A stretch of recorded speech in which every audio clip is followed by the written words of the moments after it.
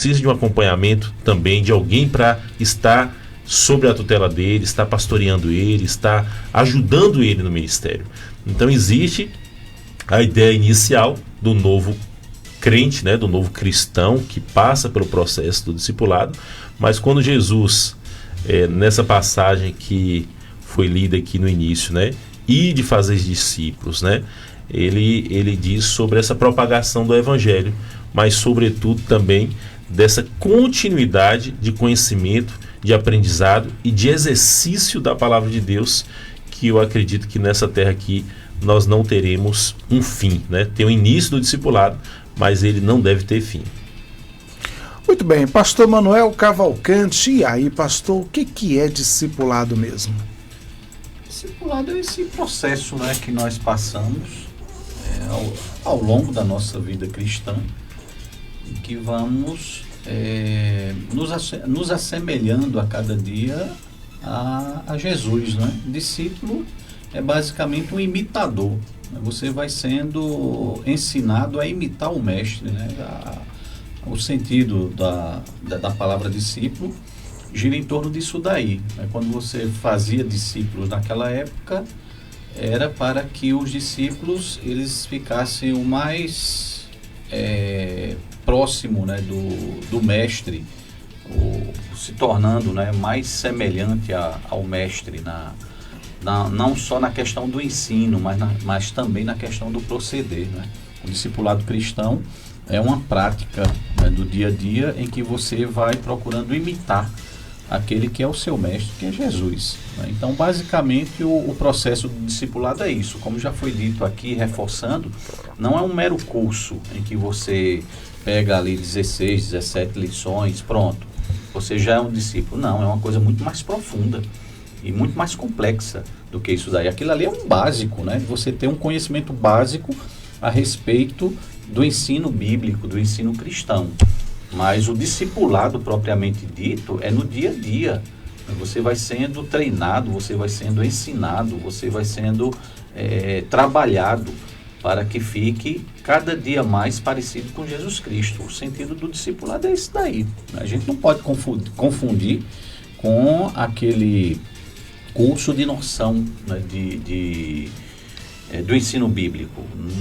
Não é isso daí. Né? O discipulado é muito mais longo, né? E ele aprofunda muito mais a nossa vida e nos aproxima muito mais do estilo de vida de Jesus Cristo. Então, fazer um discípulo é você treiná-lo, é você ir orientando para que ele aprenda não só a parte teórica, mas envolve também a prática, né, o dia a dia, as ações, o comportamento.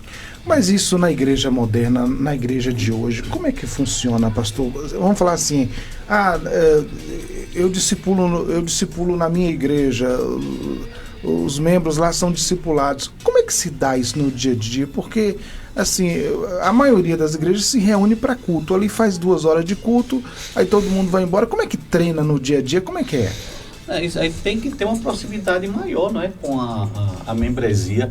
E a gente, de fato, nesse mundo em que a gente vive, né, nesse contexto em que nós vivemos, há uma dificuldade, né, dessa proximidade da igreja com os seus membros, porque muita gente vai relacionar a vida da igreja ou o discipulado cristão em você participar apenas ali de um culto dominical, seja de manhã, né, à noite, e parece que se resume a vida cristã a isso, né? Quando o discipulado exige proximidade, né? Exige contato. Caminhar junto. Né? Não tem como você discipular se você não está, né, no online, dia a dia. online. É uma pessoa, né, ligada à pessoa, orientando, né, ensinando, né, mostrando. Então, o discipulado hoje, então, ele é online? Como é que é?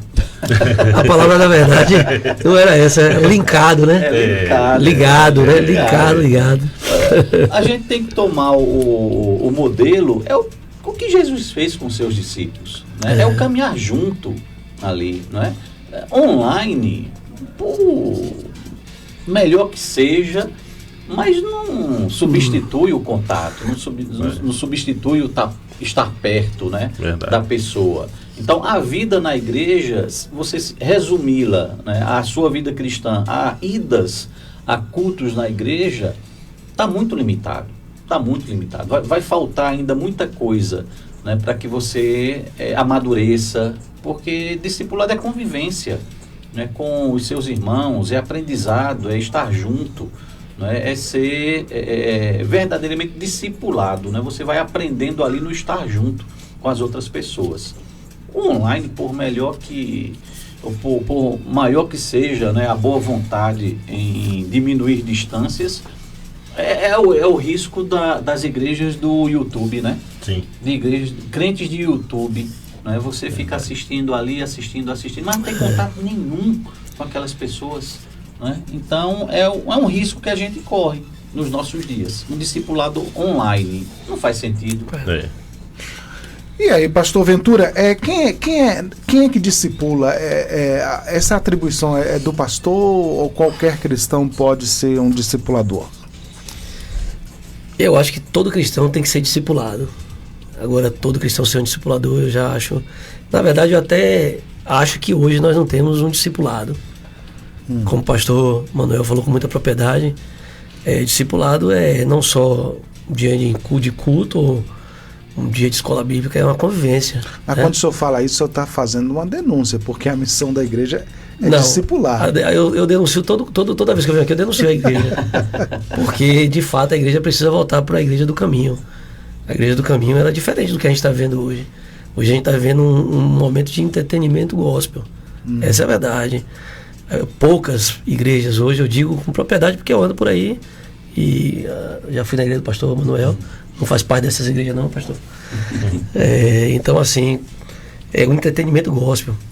A gente precisa discipular. A gente olha há tempos atrás, discipulado, a convivência com pastores. Eu andei com o meu pastor Abimael, o saudoso pastor Abimael, por um longo tempo, aprendendo não só o que ele entendia da palavra, mas o comportamento, a forma de agir. A gente vai ver, se a gente olhar no Velho Testamento, a gente vai ver homens profetas que tinham o seu companheiro que estava ali com ele, era o moço do profeta. Tem uma tradução, não sei se fala, é Talmudim, né? Talmudim que fala, onde o profeta e eles iam para aprender a fazer da forma, e ainda assim erravam. A gente vai ver Geazi vacilando ali, quando aprendeu tudo com Eliseu e vacilou. E a gente vai ver os discípulos andando com Cristo todos os dias, e a gente viu aí Pedro puxar a espada e cortar a orelha da tradição chama Malco, né? Então, assim, discipulado hoje na igreja, ele falta. Nós temos escolas bíblicas hoje já em estado de extinção. Verdade. Na UTI. Já na UTI, já entubada ali, já nos últimos. E a gente tem usado estratégia, as igrejas têm usado estratégia, mudado de dia, ou coisa do tipo, para não acabar. Mas tem igreja que acabou. Então o pessoal não está sendo discipulado, não está aprendendo, e qualquer coisa hoje se sai da igreja. Hoje a gente tem uma igreja muito maior, a igreja online hoje, do que a igreja presencial. Por quê? Porque eu não preciso estar lá, o pastor não precisa vir na minha casa, o pastor não conhece minha necessidade, o pastor não sabe como é que eu sou, o pastor não me conhece. E as pessoas, essa semana quase que eu estouro, digo no bom sentido, eu ia combater essa fala de uma pessoa que dizendo que não precisa mais ser como a igreja do tempo passado, que se Jesus viesse hoje aqui, as pessoas iam cobrar que ele andasse de mula. As igrejas tradicionais, eles falaram isso. Eu falei, não, meu irmão, aquela época foi de mula, hoje seria de carro, não sei. Jesus ia dizer o que ele ia fazer. Só que a igreja, por ter mudado essa questão de discipulado e outras coisas, tá do jeito que tá. Caiu no descrédito. Hoje, só Jesus na causa. Ainda bem, eu louvo a Deus que ainda existe um povo remanescente. E a igreja, ela tem uma forma. Não é de qualquer jeito que o povo quer, não. Vamos fazer aqui, o discipulado é online. Não tem essa presença, essa convivência. A gente está vendo aqui, ó. Deus pediu para Moisés fazer a Arca da Aliança. Olha, eu quero ela com tal comprimento, eu quero ela de madeira de acácia. Olha, eu quero que ela seja assim, que tenha 2 anjos em cima. Eu quero que tenha as argolas do lado, para que as varas entre das argolas levem nos ombros. Aí eu quero que dentro tenha as tábuas da lei, a vara de Arão, o maná. Eu quero tudo assim. A cada 6 passos, né, ou 7, se não me engano, sacrifica. Era uma forma, a liturgia de Deus. Um dia, leva-se a Arca da Aliança em cima de uma carroça, tomba o boi, já toca, é consumido. Aí Davi da outra vez, Davi fez o quê? Certinho. Existe uma forma da igreja caminhar.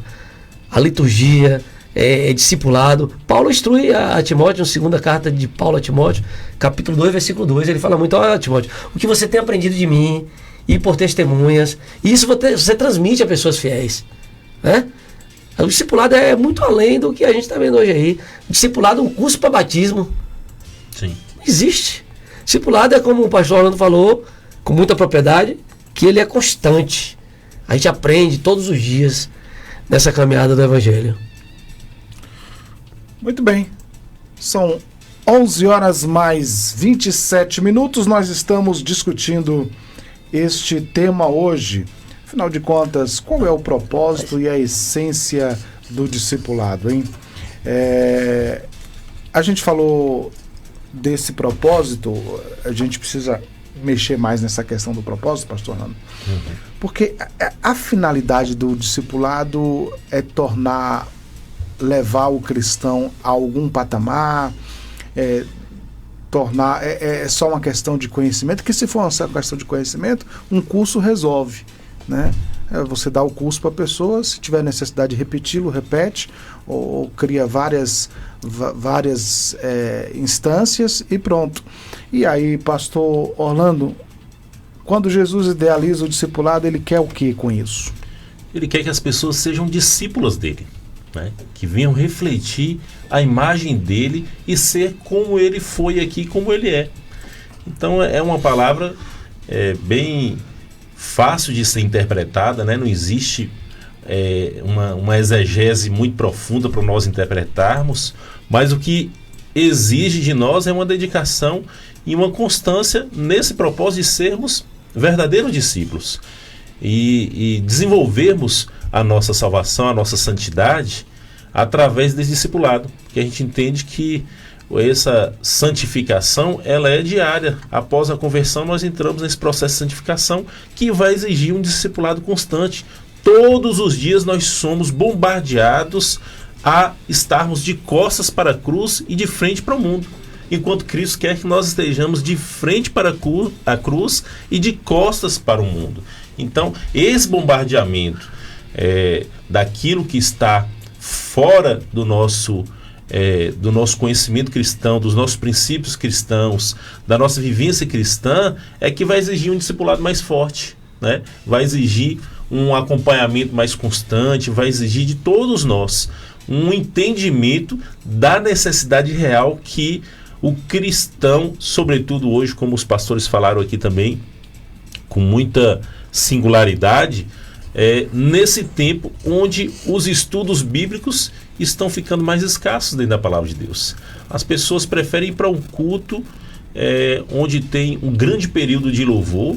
O louvor é bênção, sou totalmente a favor desse momento de adoração na igreja, mas se dedica muito tempo ao louvor e à adoração e pouco tempo à ministração da palavra nos cultos noturnos, e os cultos diurnos têm se extinguido. Está na UTI, onde, me lembro quando criança era o principal culto que minha mãe me levava para a igreja, era o culto de manhã da escola bíblica dominical, que nós tínhamos aquele prazer de acordar domingo cedo e ir para a igreja, tomar um lanchezinho que tinha lá, tinha um suquinho com a bolachinha, né? Mas ali a gente estava aprendendo a palavra de Deus, né? É o culto de ensino, o culto de conhecimento, né? E o culto de confronto também, onde mais do que o conhecimento é o entendimento que a gente precisa exercitar. Eu costumo dizer que os nossos maiores púlpitos não são aqueles feitos de madeira ou de acrílico que estão nos altares das igrejas, mas nossos maiores púlpitos são aqueles que nós nos propomos estar presente quando nós estamos dirigindo o nosso carro, andando pelas ruas, dentro da nossa casa, nos ambientes de estudo, de faculdade. Ali tem um púlpito que a gente precisa se apropriar daquele púlpito e estar exercendo todo aquele discipulado que foi colocado sobre nós através desses púlpitos da vida. São púlpitos invisíveis, né? Púlpitos que nós somos confrontados a testemunharmos de uma forma efetiva a palavra que nós pregamos. Muito bem. 11h31, vamos ao intervalo. Já já a gente retorna. Estamos apresentando Debate Melodia. Quando você decide doar órgãos, decide salvar vidas. Seja como for, manifeste sua vontade para a sua família. Somente ela pode autorizar a doação. Tem economia que faz a festa no São João do Coração Mateus. Casa das Soldas, há mais de 30 anos no mercado, oferecendo para você soldas, equipamentos, tintas automotivas, motores, entre outros produtos. A Casa das Soldas dispõe de mais de 20 mil itens para melhor lhe atender. Telefone 2101-9797, 2101-9797, Avenida Presidente Dutra, 2512, no bairro Brasil.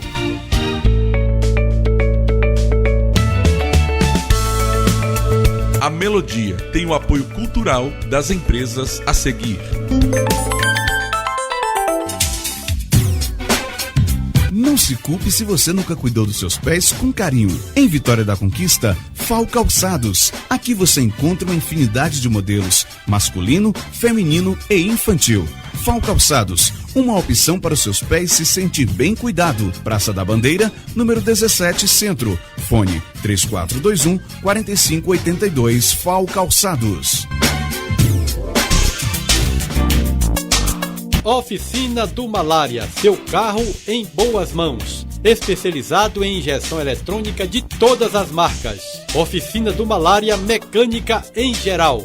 Rua Marajó 14, bairro Ibirapuera. Telefone 3421-8808.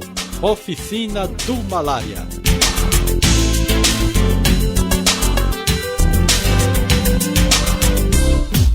Sintonize-se na RBG Bolsas, a loja que traz um mundo de acessórios para você, com uma gama impressionante de opções, desde elegantes mochilas até pastas práticas, necessaires, malas versáteis, carteiras sofisticadas e até mesmo bolsas para bebês adoráveis. Temos tudo o que você precisa para complementar seu estilo único. Mas a RBG Bolsas não é apenas sobre acessórios. Podemos tornar seus momentos especiais únicos. Oferecemos personalização que ultrapassa o comum. Criamos produtos personalizados, desde brindes para sua instituição até acessórios que contam a sua história. Ligue no Zap 779-8802-0319 e fale com a nossa equipe apaixonada. RBG Bolsas, onde cada peça conta uma história. Venha criar a sua na RBG Bolsas.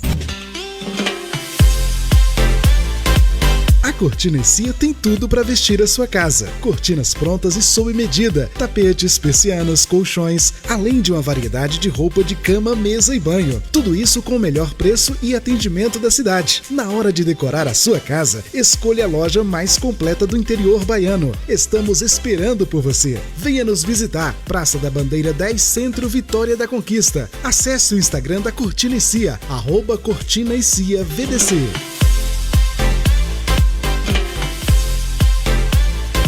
Sabe aquela história de que fazer faculdade é difícil? Esquece ela. Escolher um curso reconhecido pelo MEC com o melhor valor do mercado é pra você sim. Na Unip e na Unigrande, você encontra o melhor do ensino. Com professores qualificados e estrutura de ponta, aproveita o melhor custo-benefício, com inscrição gratuita e matrícula a R$10. Comece agora mesmo. Faça sua inscrição gratuita no site www.aquivocepode.com.br. Para saber mais, fale pelo Zap 77 991 71 0030. Voltamos a apresentar Debate Melodia.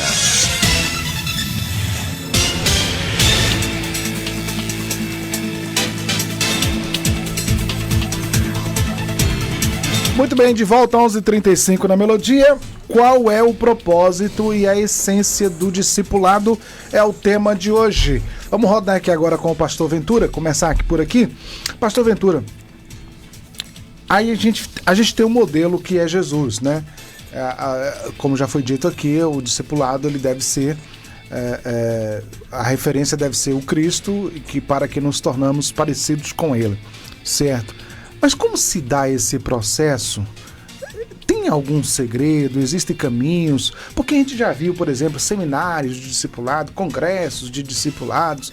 Tem uma cartilha para se fazer? Como é que é? Para mim, o exemplo maior é a própria Bíblia, a própria palavra. A gente vai ver situações, né, de discípulos andando com Cristo ensinando em todos os sentidos, oração. A Bíblia ela é repleta de ensino que é discipulando, né? Mas para isso a gente precisa de alguém que nos discipule. Hoje eu pergunto às vezes na igreja, em uma das nossas aulas de escola bíblica, eu pergunto a alguém se eles têm coragem, olha a pergunta, de deixar eu tirar um dente deles com um alicate de carro, de mecânica. Aí eles, tá doido, pastor? Não deixa não. Eu falei, mas a gente entrega as nossas vidas, né, na mão de pastores que, por um acaso, não concordou com o outro e saiu e abriu uma igreja. Um cara que não passou no seminário, não aprendeu nada, não que seja, né, como é que eu poderia dizer, um requisito básico, exigência que o pastor tem que ser um seminarista, não. Mas que não aprendeu nem o básico e estão abrindo igrejas aí, pronto. E aí o cara ensina tudo errado. Aí o que acontece? Vive as pessoas fazendo coisas que não devem, quando na verdade a Bíblia está ali. A Bíblia está ali para ensinar tudo, né? A Bíblia ensina de como se vestir, de como comer, de como ter amizade, de como se precaver contra os falsos profetas. A Bíblia ensina tudo. E o discipulado é isso, é um processo que, como disse o pastor, mais uma vez repetindo, ele vai até vocês partir dessa terra para a santa cidade que nós vamos morar. Então é um aprendizado constante. A gente vai ver Timóteo sendo instruído por Paulo, presente ou por carta. Aí a gente pode voltar à questão online, em uma necessidade. O pastor Manuel Cavalcante viajou lá para a Europa e o pastor Orlando está aqui, está no processo de discipulado. O pastor entra em contato online e conversa. Não é uma coisa que é uma coisa constante. Foi uma necessidade. Mas a gente vai ver na Bíblia que as pessoas andavam com os seus instrutores, pastores ou missionários, andando lado a lado e aprendiam. E hoje a gente não vê isso, né? Infelizmente a gente não vê isso hoje. A gente precisa mais voltar, como diz o pastor Val, à igreja do caminho. A igreja do caminho é a igreja que ela cumpre na essência a Bíblia, a palavra de Deus, que é a nossa regra de fé e conduta. Eu costumo dizer que é a nossa carta magna, né? A gente precisa voltar a isso aí, pastor. Muito bem. 11h39 agora, falando sobre discipulados. Agora, pastor Orlando, no geral... Acho que é o pastor Manuel que eu falei por último. É porque eu virei aqui então tá bom, pode ficar à vontade. Recomecei aqui, fiz o anti-horário aqui, né? Tá joia, tá certinho. Em pastor o relógio Orlando, da tilt. O senhor concorda ou discorda da ideia ou da opinião de que a igreja tem negligenciado o discipulado bíblico? Em parte sim, pastor Gilaels. Sobretudo quando a gente observa, né, essa minha pontuação, meu posicionamento, é porque a gente observa os cultos que são ministrados nas igrejas no Brasil como um todo. A gente pode afirmar assim, né? Quando é divulgada a agenda da semana. Então, pouco nós temos visto, talvez no percentual de 20% a 30% de igrejas que ainda dedicam um momento de estudo, seja no domingo ou não, porque também hoje tem igrejas que fazem cultos dominicais em dias da semana, né? À noite, enfim, a depender da sua geografia, da sua visão, digamos assim, de instituição igreja, né? Mas infelizmente tem sido algo crescente que eu não sei dizer se por fenômenos da teologia, por esse advento de um crescimento que nós temos tido muito grande nos últimos 15 anos da igreja evangélica no Brasil, né? Tem se procurado adequar digamos assim, entre aspas, a clientela, né? Talvez o estilo de culto, a clientela. Então, isso aí tem sido algo preocupante, porque a gente pode ter como diagnóstico dessa diminuição de cultos de ensino a superficialidade dos cristãos hoje em dia, sobretudo no conhecimento da palavra. Não conseguem conversar, debater, discutir positivamente sobre o ensino bíblico, sobre a palavra de Deus. A leitura superficial, né? Pegam-se jargões ali e até palavras do dia a dia e se colocam como se fosse um versículo bíblico, né? Essa exposição grandiosa que nós temos tido de questões que acontecem nas igrejas no Brasil e de uma forma sem sabedoria se coloca tudo no ventilador, sem um conhecimento bíblico realmente. A gente vê líderes brigando com líderes de uma forma virtual e que toda a igreja fica exposta. E isso tem ensinos que nos admoestam acerca disso, né? De você não ir contra o seu irmão, por exemplo, um exemplo aqui bem claro, ao tribunal de justiça, não colocar o seu irmão diante do tribunal. E a gente tem visto questões corriqueiras que têm acontecido na igreja do Senhor, que a gente fica, meu Deus, é tanto crente confrontando o crente que, como diz o meme, o diabo fica sem ter o que fazer, né? E por que o crente fica brigando com o crente? Porque não conhece a palavra, porque não entendeu que a gente deve caminhar mais uma milha, que a gente deve perdoar, deve liberar, né? São coisas básicas, pastor Gelaelcio, que por falta de ensino bíblico tem se colocado uma superficialidade na vida de muitos cristãos. Agora, pastor Manuel, eu vou voltar à questão do discipulado como curso, porque está, de fato, no imaginário da igreja que o discipulado é um curso, né? Eu acho que isso aí está feito mesmo, está implantado mesmo. E aí eu vou abordar uma questão que ela é um tanto que polêmica, controversa, mas eu acho que não é que eu seja contra o templo religioso.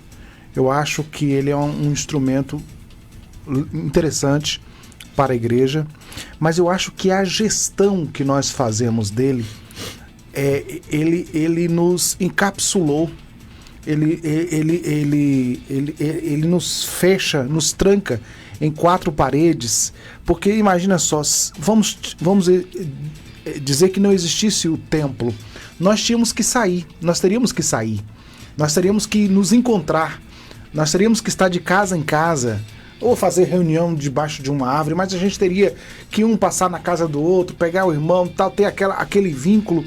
E essa gestão que a gente faz do templo, eu acho que ele nos amarrou. A gente se encontra naquele ambiente e é um processo que se repete semanalmente.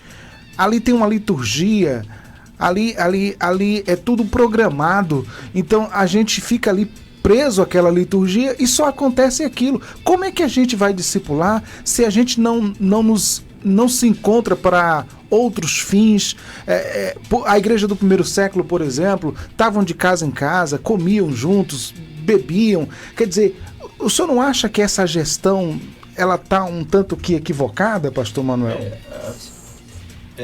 Começando pelo fato de que o problema não é o templo, o problema é o mau uso que se faz do templo.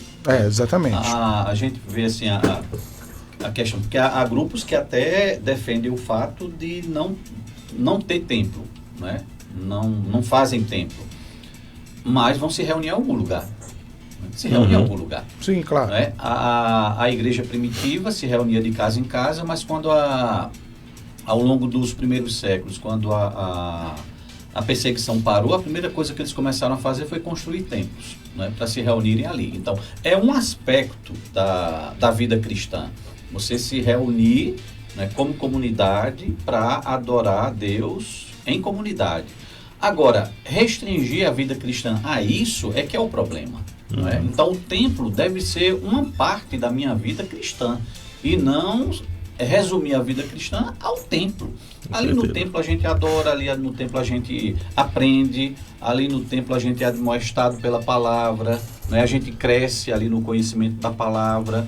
Mas não pode ficar somente naquilo dali. Como você enfatiza, pastor Gilelson, acho que a igreja ela precisa estimular meios e estratégias para que as pessoas estejam mais próximas. Você conhece os seus irmãos da igreja, sim, no domingo eu encontro com eles, só isso.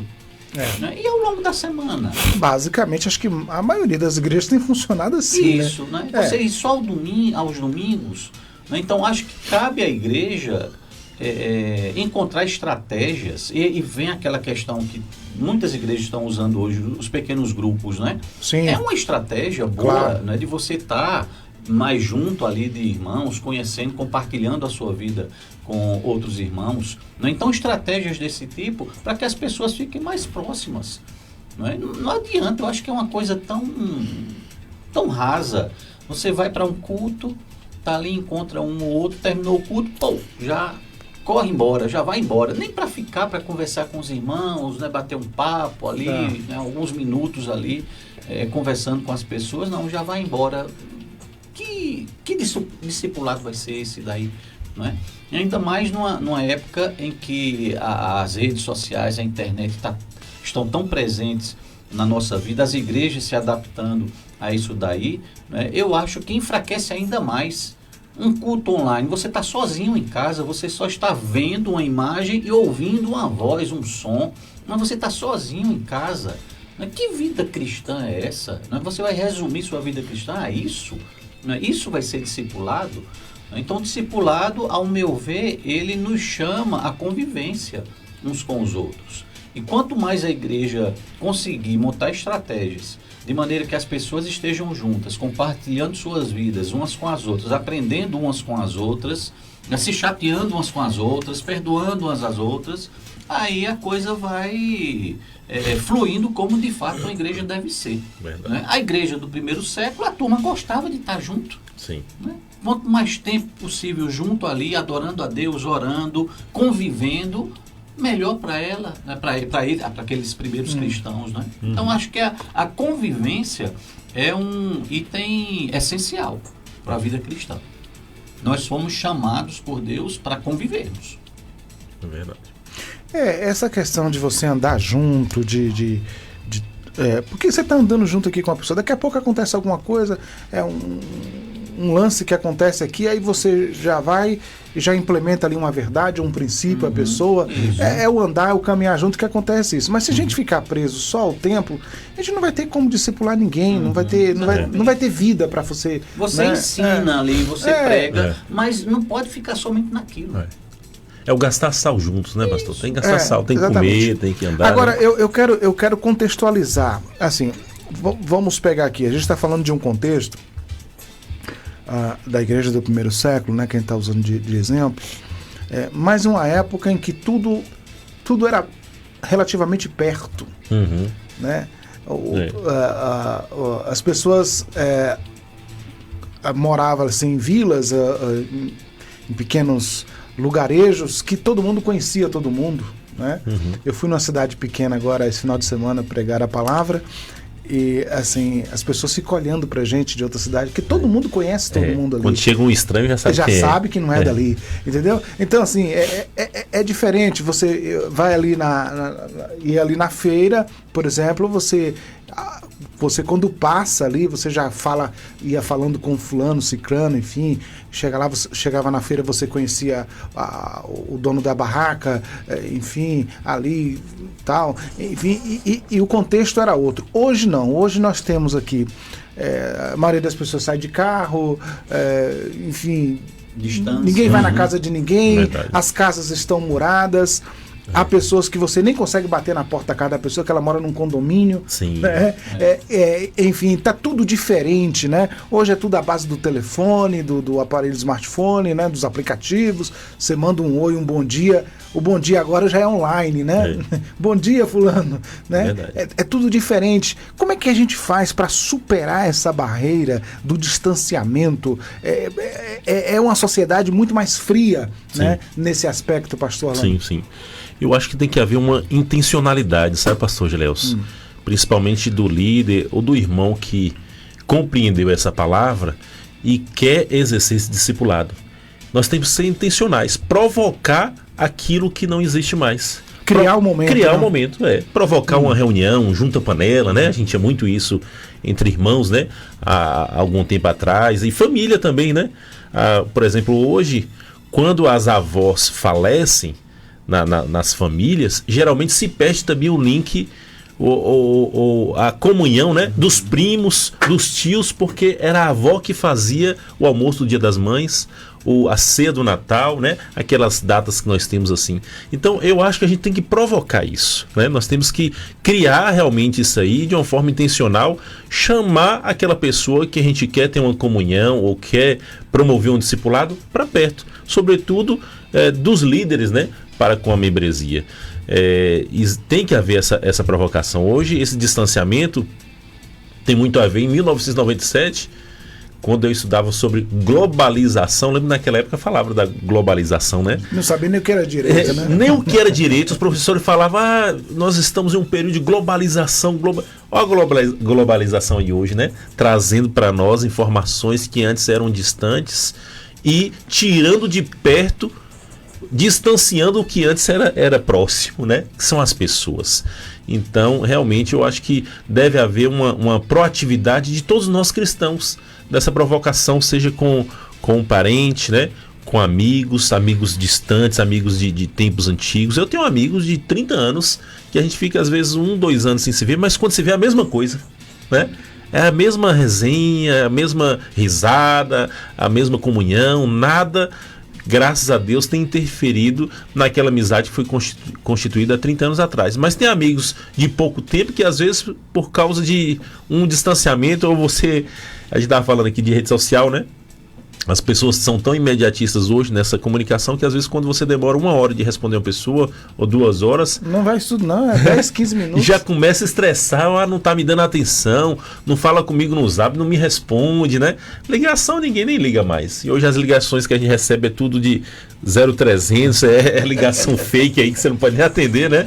Então realmente é um momento difícil, mas que pode ser melhorado com essa intencionalidade, sobretudo de nós. Eu tenho procurado fazer isso com quem a gente gosta, né? Com amigos, com parentes, né? De estar provocando. Vamos almoçar junto tal dia? Vamos lanchar ali? Vamos comer um cachorro quente, né? E assim a gente pode estar constituindo essa comunhão que Deus quer que a gente tenha com os irmãos.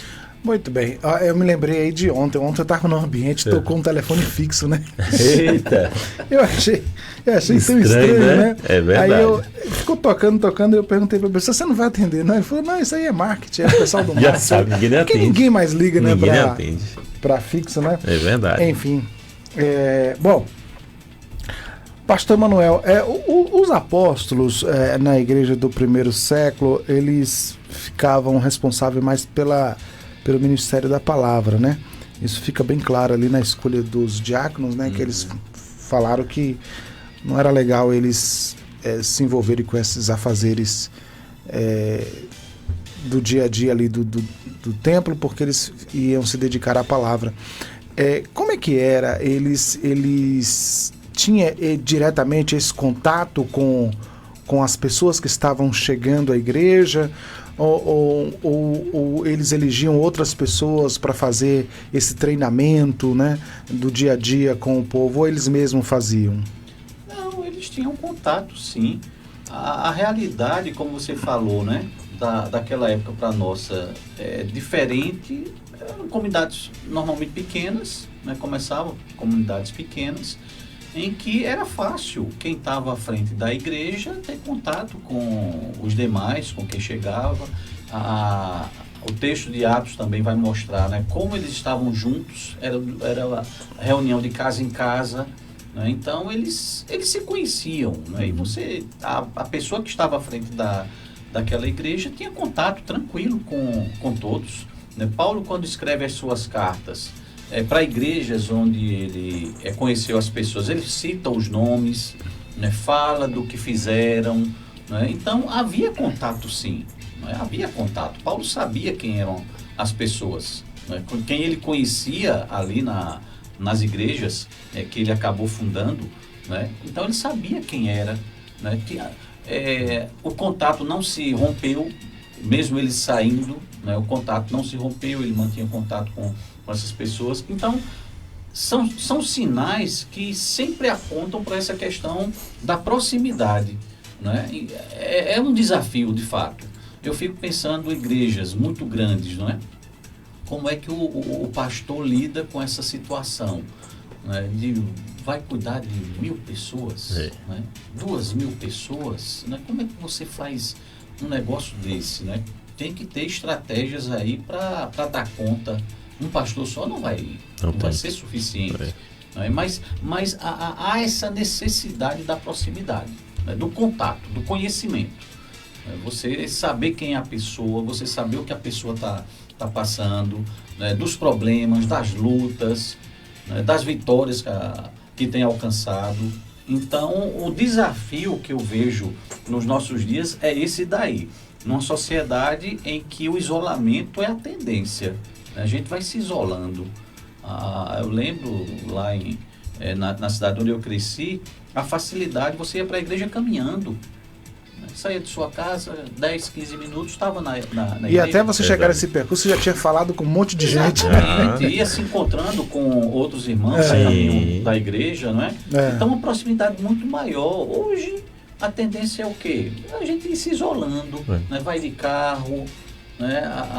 Não tem muito contato com as pessoas. E outra coisa, quando terminam os cultos também, cada um vai para sua casa. Isso. Aquele momento de comunhão pós-culto, de um lanchezinho, né? de um momento ali na porta da igreja. A prática era, terminou o culto, os jovens saíam em bando para o centro da cidade. Uma pizzaria.